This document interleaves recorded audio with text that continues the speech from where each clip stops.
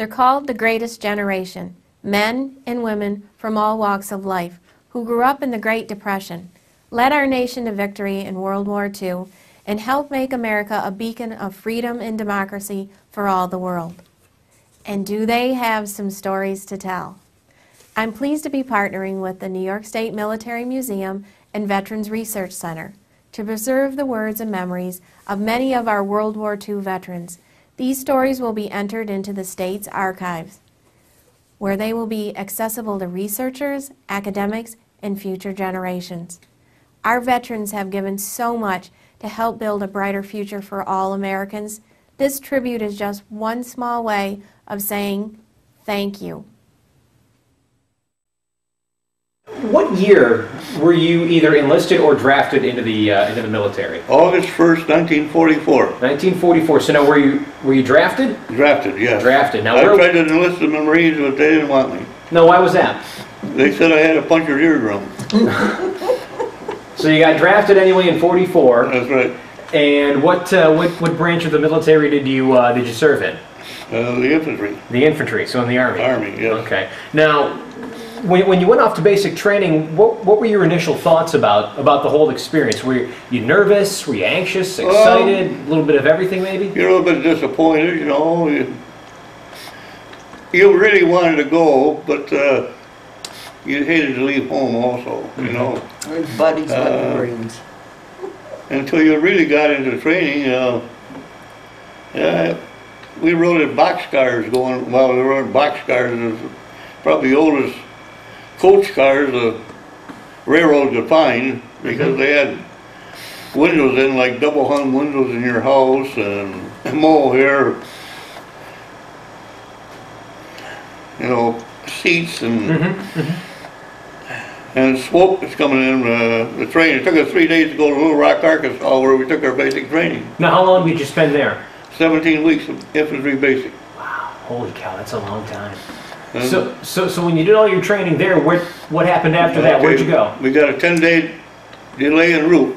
See, we were replacements. And in that 10 days, I married my wife. And was it difficult for you just marrying your wife, knowing that you guys were newlyweds and you had to leave each other? I thought I might as well, if I had a chance to grab her, I might as well grab her then. Don't tell the truth.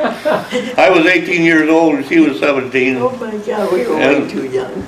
We're still together 69 years later, so. I would say that's awful good, very good. So after I was married, I was home. I went back to Fort Meade, Maryland. And there we were getting ready to go overseas. And I left Fort Meade, Maryland, December 31st. And we went to Camp Miles Standish in Boston. And the 3rd of January, we were on a boat headed for Europe. Now, where in Europe did you land? We landed in Le Havre. Most replacements went to Glasgow, England, Scotland. And then they went across the channel in LSTs, but the Battle of Bulge was going on. So all the depots were empty, so they had to fill them up fast. Did you think that you might have to go over and fight in the Battle of the Bulge? Well, we got in the end of it. But we really didn't get into, we got into the end of it where we were taking ground back. And being them doing the attacking, we were doing the attacking. Well, I got in the real end of it. As a matter of fact, probably about the 25th or 6th of January. Didn't take long for them to get us up the front lines anyhow. What was that like, being up front? It's hell.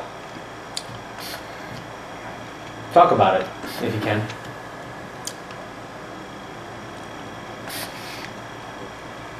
Gets this way, gets this way.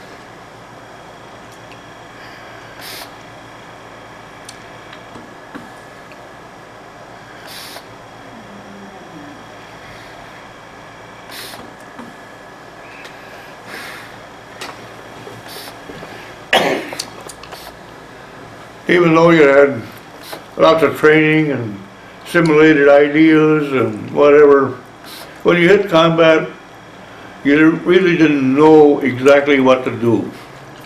Well, after the first shelling, you start to find out you're supposed to hit the ground. And that's what we done. You stand there and you hear those yells going over, and what the hell am I supposed to do? And you look at the guys that have been there before, and they were hitting the ground. Oh, yeah, now I remember. And you hit the ground quite often. And anyone that says they were not scared, I think they're trying to pull your leg a little bit, because I think everybody is scared. But you kind of get over it a little bit. You don't really get over it, but it doesn't bother you so much. And of course, after about a week, I had bronchitis. And I stood it as long as I could take it. And I finally went to my platoon sergeant, and I said, you know, I'm sick. So they sent me back to the medics, and they took my temperature, and they listened to my chest, and they said, you're going back. So you go back to the hospitals, and I finally wound up in Paris. And I had bronchitis. So I was there for 10 days in the hospital, and the doctor released me, and he told me to put a claim in for the veterans when I got discharged, because I'd probably always have a cold or be acceptable to colds, and have a chronic cough, which turned out to be pretty true. And I finally got back to the front lines again, back to the old outfit. But when I got back, I didn't know anybody that was there. Of course, I hadn't met too many guys to begin with, but they'd all been killed or wounded or something. So we spent the rest of this time in the infantry, and let's see, when I got back, my company was across the Rhine River. So we went, and I crossed the Rhine River on a pontoon bridge at night. And I caught up with my company about the middle of March. Of course, our division was the 1st Infantry Division across the Rhine River. There was other troops across there, but we were the 1st Infantry Division across. So we waited until the 1st and 9th Army made their final crossing, which was, somewhere along the end of March. And then we got the chance of cleaning out the Ruhr pocket, what they call the industrial area of Germany. So we got out of combat about the end of April. And the war was over the 7th of May, so we done pretty well. We still lost a lot of men, but a lot of them were wounded, a lot of them sick. Where were you when you found out that the war had ended? And what were you doing? You mean in Europe? Yeah. We were in a little town with guarding railroad tracks and railroad bridges. And that was pretty good duty, really. Oh yeah, we had a couple displaced person camps. We had to keep those people in their place. Couldn't let them run all over the place, But we didn't bother them too much, and they didn't bother us. But we had to guard the railroad bridges, and because the trains were going by with supplies going the front line. That's when that war was over. So that was just another day, really. Oh boy, the war was over. Just another day. There wasn't any excitement amongst you and your friends? Yeah, you're happy about it, but there was no hoorays or rahs and anything like that. No, when the Japanese war was over, we were in a training area.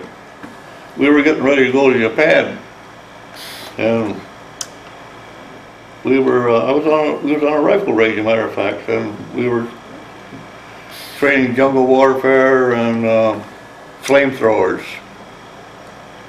And the lieutenant come up and he says, "Hey, the war is over." He dropped some kind of atomic thing on Japan, you know, bigger than a baseball, blew them all to hell. He said, nobody heard of atomic in those days.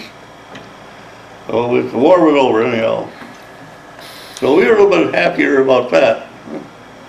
But we stayed into a training area for another month or so before they put us into regular occupation duty. And our How long were you in your occupation duty for? Well, we were, I would say from probably the end of May, 1st of June until we come home from service. For our first occupation duty, we were right on the Russian border. Like we had Russian troops within 100 yards from us, where their line was and where our line was, way out in the field. And there were little small farm towns. But we were staying in the houses. Now the farm people over there, they didn't have it too bad. They had, at least they had something to eat. But the people who lived in the villages, they didn't have much. I mean, maybe a little bread. And, well, there's no stores. The big villages were all blown up. There was nothing left in Germany at all. Like the cities there, they were all gone. But we were in that occupation duty, took them home to service. And finally wound up at Bremerhaven, which was the English zone, but our boats came in there with supplies. And we had big warehouses that we were guarding for the quartermaster, and I don't know who else was in there, but we had to go. In the infantry, you guard all the time. You either train, fight, or guard, one or the other in the infantry. So, but we lived in pretty decent barracks then, and at least we were getting hot food and whatever. Now on the front lines, we sometimes didn't get too much hot food. But we survived, I guess. Was there anything that you had learned, during your time in the military that maybe, kind of was a benefit for you later down the road in life and in whatever it was you were doing? Well, I don't know of anything right now, but He's too busy when you get home. yeah. You would have stayed over there longer too. You haven't told him that. So you would have stayed longer?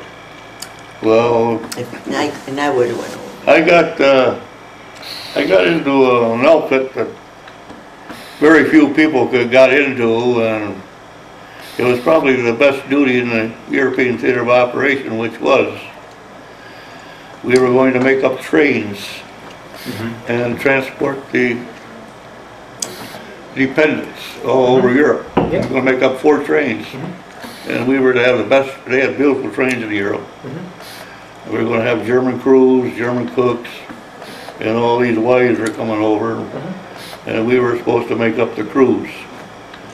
And it would have been real good duty. You could have all the uniforms you wanted. You're going to have, of course, you'd have the best of food, because you're not going to treat the generals, the colonels' wives to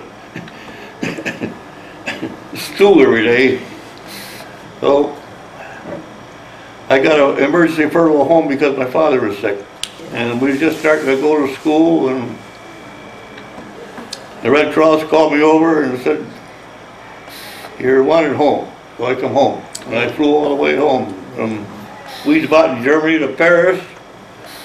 I had the process in Paris. We went to Iceland, stayed overnight in Iceland. Then we went to Newfoundland. We had dinner in Newfoundland, and I gassed up, and we landed in Springfield, Massachusetts. And I got a train home. So it took about a week after I got noticed. Wow. It took time to go to Paris, got processed, and wait for a plane. And it was quite an experience. Compared to the airplanes today, that little airplane there, it took an hour for it to get up in the air to fly. Last question for you, Mr. Shaw. Is there one particular, experience or memory or encounter that you had that you look back on very fondly that you really like to tell? There's many things that pops in your mind, but one of the biggest things was we captured the hotel that Chamberlain and Hitler were supposed to have had one of their conferences. It was on one of the mountains there along the Rhine River. And even today, we have a correspondent with a guy in Germany that used to write to our Flash magazine that we get every month, which is dissolved now.